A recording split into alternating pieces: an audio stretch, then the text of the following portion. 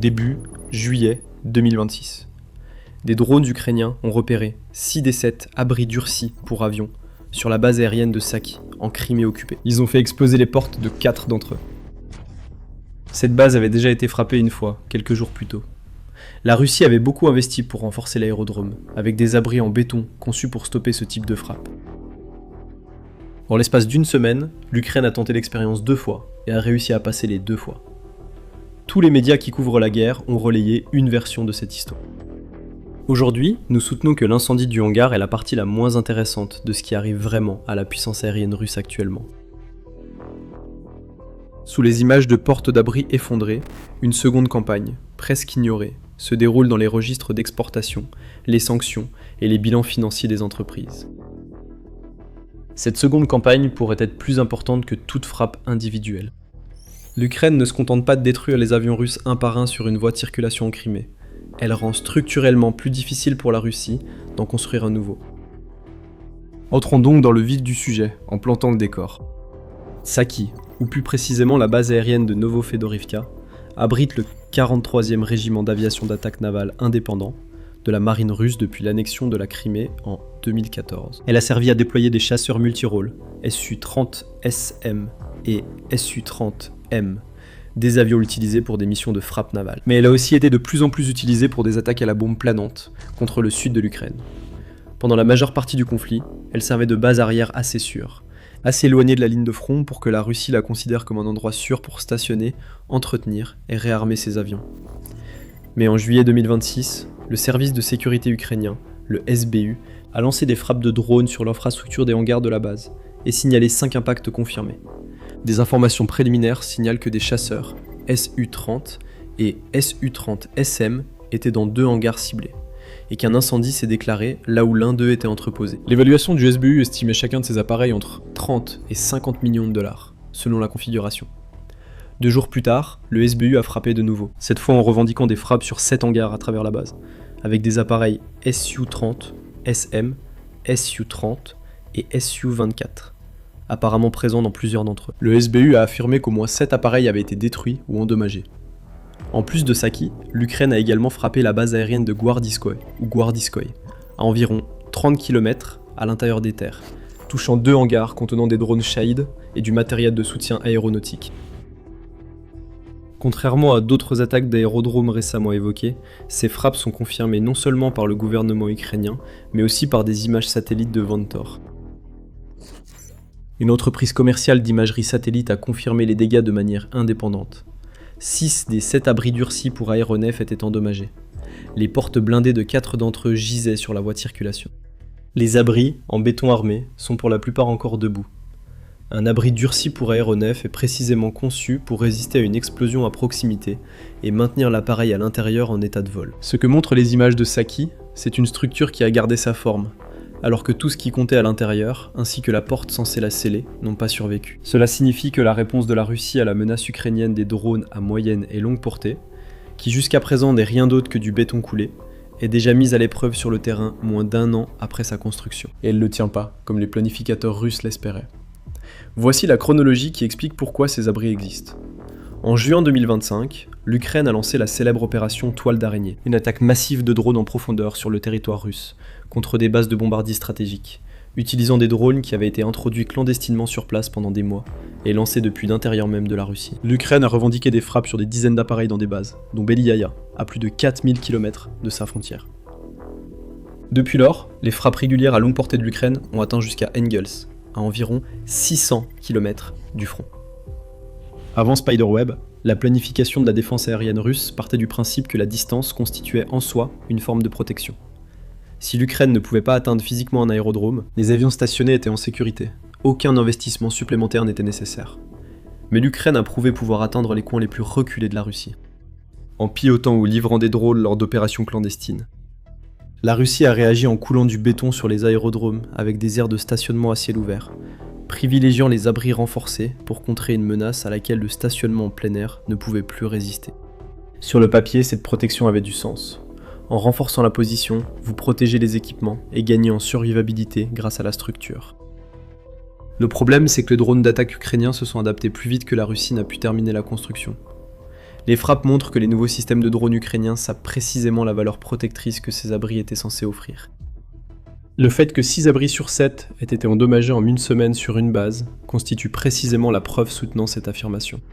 Donc la Russie a résolu un problème, à savoir les avions exposés sur des aérodromes à ciel ouvert, et ce faisant, elle en a créé un nouveau. À savoir des structures coûteuses, évidentes et fixes que l'Ukraine sait désormais exactement où trouver et comment faire exploser de l'intérieur.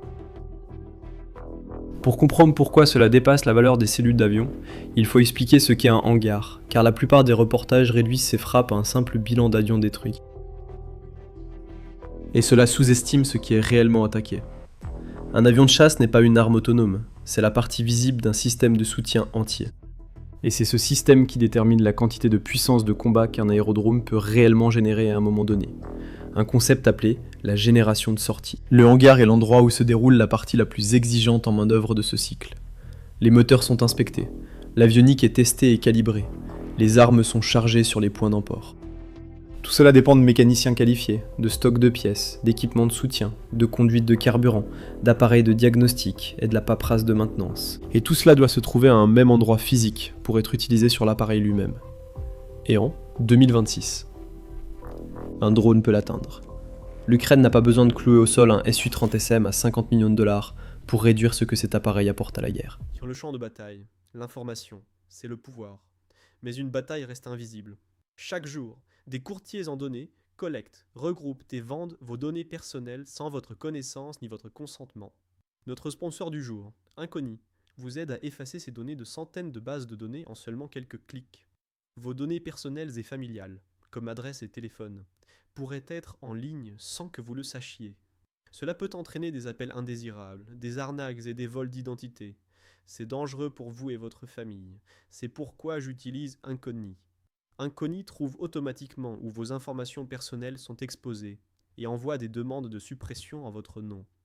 Ils ne peuvent pas vous nuire s'ils ne peuvent pas vous trouver. Et avec le forfait illimité, vous pouvez aller encore plus loin. Collez simplement le lien d'un site exposant vos données. Et les experts en confidentialité d'Inconi prendront en charge les suppressions personnalisées. Commencer ne prend que quelques minutes, et après une autorisation unique, Inconi s'occupe du plus gros du travail pour vous. Reprenez le contrôle de votre vie privée dès aujourd'hui. Utilisez notre code spécial pour obtenir 60% de réduction sur n'importe quel abonnement annuel Inconi.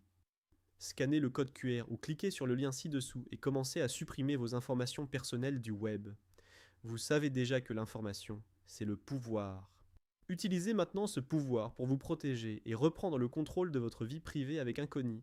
Il suffit simplement de rendre le cycle de génération des sorties sur cette base plus lent, plus coûteux et moins fiable que la semaine précédente.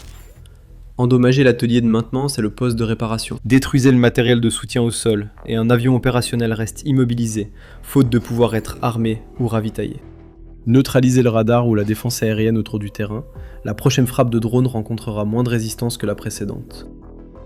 Un avion qui ne peut pas être déployé en mission est, ce jour-là, exactement aussi utile à la Russie qu'un avion qui n'existe pas. C'est aussi pourquoi l'Ukraine continue de frapper sans cesse les mêmes quelques aérodromes en Crimée, au lieu de chercher à obtenir un plus grand nombre de destructions ailleurs. L'Ukraine sait d'où provient la majorité des frappes planantes russes.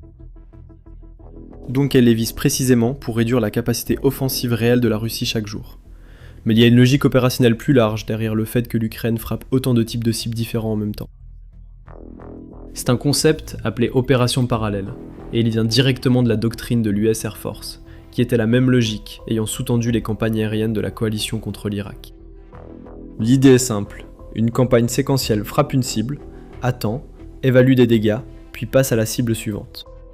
Mais une campagne parallèle frappe simultanément plusieurs parties du système ennemi.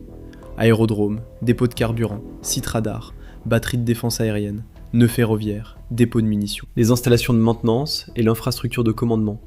Tout cela dans la même fenêtre temporelle, ou aussi simultanément que la capacité de frappe le permet. Le but ici est ce qu'on appelle le choc systémique. Quand un adversaire doit gérer des problèmes simultanés partout, il ne peut concentrer ses ressources de réparation et de défense sur un seul.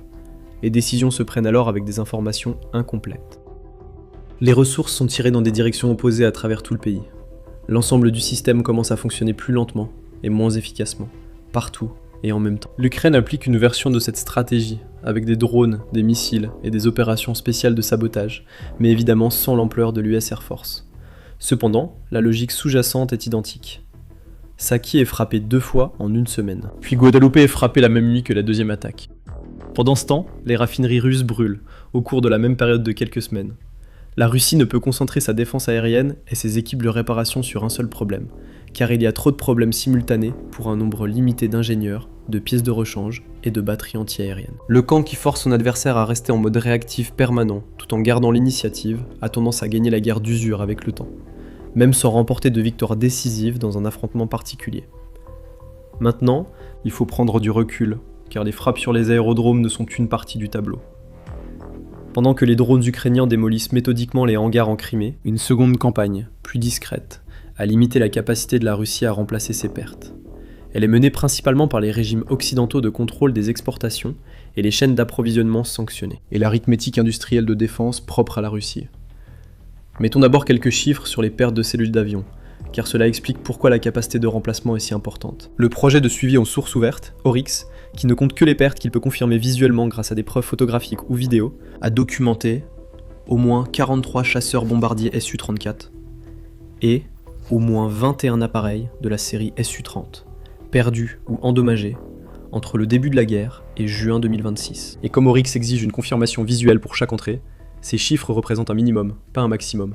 Donc le total réel est presque certainement plus élevé. Par rapport à une flotte de Su-34 d'avant-guerre, estimée à environ 163 appareils, les pertes confirmées représentent à elles seules un quart de tout cet effectif. Tout cela sans compter les appareils retirés pour dommages, maintenance en retard ou manque d'équipage, ces cas n'apparaissant pas dans le suivi des pertes par confirmation visuelle. D'ici juin 2026, le nombre total de pertes confirmées d'aéronefs russes, tous avions à voilure fixe confondus, était d'environ 185, avec des décomptes plus larges, incluant tous les types d'aéronefs de combat, atteignant au moins le double de ce chiffre une fois les hélicoptères et les pertes secondaires inclus. En fait, dès 2024, Rand estimait que la force aérienne russe était déjà tombée à environ 75% de sa puissance d'avant-guerre, en raison de l'usure accélérée. Les appareils arrivent en fin de vie opérationnelle et les pertes continuent de s'accumuler. C'est dans ce contexte que l'industrie aéronautique russe doit compenser ses pertes. Et c'est là que les choses deviennent vraiment mauvaises pour Moscou. Mais avant d'aller plus loin, assurez-vous d'être abonné à l'émission militaire. Nous suivons à la fois les événements récents et proposons des analyses à long terme et historiques qui montrent exactement comment la guerre évolue des deux côtés. Revenons au problème de la Russie. Commençons par le programme phare des VVS, le Su-57 Folon, un chasseur furtif de 5e génération, en développement depuis près de 2 décennies, est censé être la réponse directe au F-35. En 2023, la United Aircraft Corporation de Russie, UAC, a livré, selon les rapports, 11 Su-57 aux forces aérospatiales, et son PDG s'est publiquement engagé à doubler la production à l'avenir. Au lieu de cela, les livraisons ont évolué en sens inverse.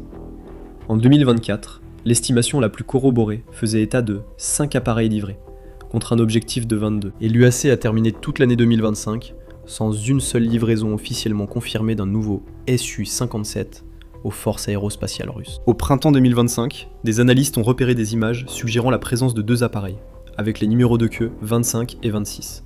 Mais cela restait spéculatif, car Rostec ne l'a jamais annoncé officiellement, ce qui en dit long en soi. Un industriel de la défense, confiant dans la montée en puissance de sa production, publie des chiffres, des calendriers et des lots identifiables. Le programme russe du Su-57, lui, est devenu silencieux, ne publiant que des fragments et laissant la spéculation combler le vide. Mais il pourrait y avoir une raison simple à cela. Le groupe de réflexion britannique RUSI a publié un article de recherche intitulé en novembre 2025 « Vulnerabilities in Sukhoi Production – Clipping Russia's Wings ». Dans cet article, il était suggéré que les principales usines d'assemblage de la Russie, à Komsomolsk-sur-l'Amour, Novosibirsk et Irkoutsk, étaient déjà soumises à des sanctions directes. Cependant, il a également été noté qu'un nombre important de leurs fournisseurs de 2e et 3e rang, des entreprises fabriquant des composants de structures en titane, des pièces de moteur et des systèmes radars, ont réussi à éviter les restrictions jusqu'à présent. Ce que Russie a présenté comme une faille dans le régime actuel de sanctions, pas comme une preuve de l'inexistence de la vulnérabilité. Mais la cartographie de Russie a montré que les fournisseurs les plus critiques, y compris le fabricant de moteurs UEC, UMPO et UFA, le fournisseur de titane VSMPO, Avisma, et le fabricant de radars Ryazan State Instrument Making Enterprise, se trouvent tous dans la partie européenne de la Russie, à portée des capacités croissantes de frappe à longue distance de l'Ukraine. En d'autres termes, la même logique de frappe actuellement appliquée au hangar en Crimée a un deuxième ensemble de cibles, encore plus important, qui reste en grande partie non sanctionné et à portée plus au nord. Les goulets d'étranglement s'aggravent. Le Su-57 a été conçu autour d'un moteur de nouvelle génération, connu sous le nom d'Isdelier 30. Mais l'appareil a passé des années à voler avec un moteur transitoire issu de l'ancienne famille AL-41, tandis que le nouveau moteur manquait de stabilité. Toute la promesse opérationnelle d'un chasseur furtif moderne, sa signature thermique, la performance de ses capteurs, les performances de ses capteurs et sa capacité de super-croisière dépendent de cette configuration finale du moteur. Les fabricants hésitent donc à produire en masse un avion dont le groupe motopropulseur n'est pas encore finalisé. Lorsque vous ajoutez à cette transition de moteur inachevé les pénuries de composants causées par les sanctions mentionnées précédemment, vous obtenez exactement le schéma que nous observons. Des avions existants, capables de voler et montrer lors de vols de démonstration, mais qui ne peuvent être produits régulièrement pour remplacer les pertes au combat. Les estimations issues de sources ouvertes situent le coût unitaire du Su-57 entre 50 et 100 millions de dollars, selon la configuration. Et dans une économie de guerre, les Su-34 et Su-35S, plus faciles à produire, offrent une valeur de combat immédiate supérieure pour leur coût. Ainsi, les planificateurs russes semblent faire exactement ce que l'arithmétique leur dicte, en dépriorisant le coûteux programme de prestige étouffé par les sanctions au profit d'appareils qui peuvent réellement sortir des usines, même si ces avions plus simples sont également perdus plus rapidement. Et même l'argent pour régler tout cela devient de plus en plus difficile à trouver. En novembre 2025, au salon aéronautique de Dubaï, le PDG de Rostec, Sergei Chemizov, a confirmé publiquement que les exportations de défense russes ont chuté de moitié environ par rapport au niveau de 2022. Il a attribué cette baisse au fait que la production en temps de guerre est presque entièrement réorientée vers l'armée russe elle-même, plutôt que vers des acheteurs étrangers. Avant l'invasion, la Russie gagnait environ 1,1 billion de roubles, soit environ 14 milliards de dollars par an en revenus d'exportation d'armes. Et elle était le deuxième plus grand exportateur d'armes au monde, derrière seulement les États-Unis. L'analyse indépendante de la Jamestown Foundation suggère que la chute réelle est encore plus brutale que ce que laisse entendre la présentation de Chemizov, estimant une baisse de 92% des exportations entre 2021 et 2024 seulement. Le rapport indique qu'une combinaison de réorientation de la production en temps de guerre, de sanctions, d'inflation et de clients étrangers, y compris des acheteurs traditionnellement fiables comme l'Inde, se tourne activement vers d'autres fournisseurs. Et selon les chiffres de l'Institut international de recherche sur la paix de Stockholm, CIPRI, la part globale de la Russie sur le marché mondial des exportations d'armes est passée de 21% à un peu moins de 7% en 5 ans. C'est un effondrement sans précédent pour un pays qui a passé des décennies parmi les 3 plus grands exportateurs d'armes au monde, et qui a construit une influence diplomatique considérable dans le sud global, notamment grâce à ses relations liées aux armes. Mais il ne s'agit plus seulement d'une question d'exportation, car cela se reflète désormais dans les principaux indicateurs financiers. En juillet 2026, Rostec a révélé que son bénéfice net avait chuté de 42% en 2025, même si son chiffre d'affaires avait augmenté de 25%, grâce à la hausse des commandes nationales en temps de guerre. Dans un rapport, Chesomov a déclaré au Premier ministre russe que l'entreprise manquait de capital propre pour financer de nouveaux projets. Comment cela est-il possible ? Pour faire simple, les programmes du gouvernement sont essentiellement imposés à Rostec, qui doit les accepter avec des marges nettement inférieures à celles des programmes conçus pour l'exportation. Les contrats d'approvisionnement nationaux offrent des marges bien inférieures à ceux d'exportation. Il est révélateur que le pays qui a déclenché la guerre ne veuille plus dépenser d'argent pour obtenir du matériel militaire de qualité qui pourrait réellement aider à y mettre fin, et cherche plutôt à mener une guerre d'attrition avec des technologies plus anciennes. Mettez ces deux campagnes côte à côte, et le résultat est évident. L'Ukraine détruit des avions de combat russes, dégrade des infrastructures de carburant et de soutien au sol des hangars qui permettent aux appareils survivants d'effectuer des sorties, et fait tout cela dans le cadre d'une campagne d'opérations parallèle plus large, conçue pour surcharger la capacité de réparation et de défense russe, partout en même temps.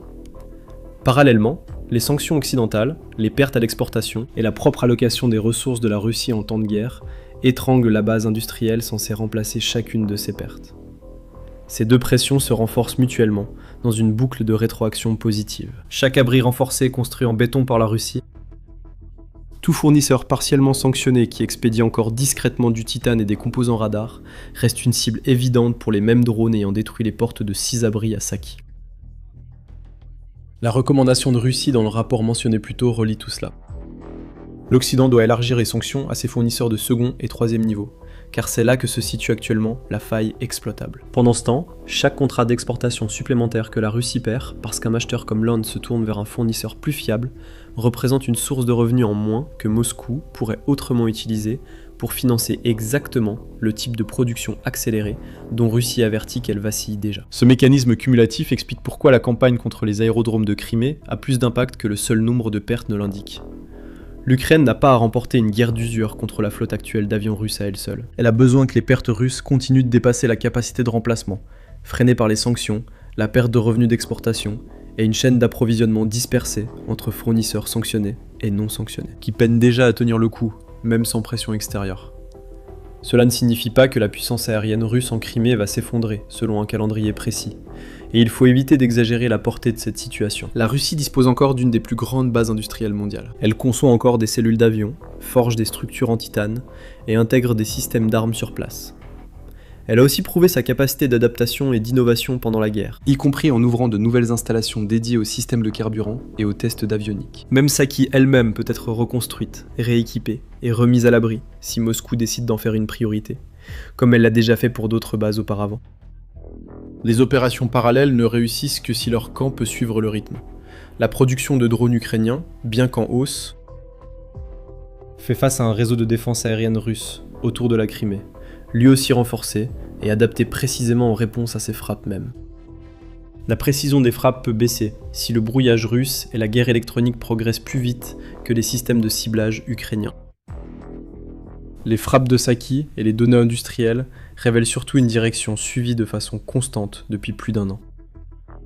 La Russie corrige les failles passées, tandis que l'Ukraine en découvre de nouvelles, qu'il s'agisse d'un drone perçant le béton ou d'une liste occidentale de sanctions qui n'a pas encore attrapé un fournisseur précis. Le béton n'a pas sauvé les avions russes à Saki. Cela a simplement rendu le problème un peu plus photogénique sur les images satellites. Et le problème du Su-57 ne concerne pas uniquement la production, mais aussi ses performances réelles en vol. Pour en savoir plus, regardez cette vidéo. Et comme toujours, n'oubliez pas de vous abonner pour recevoir des mises à jour quotidiennes sur les questions les plus urgentes en géopolitique mondiale et en matière de guerre.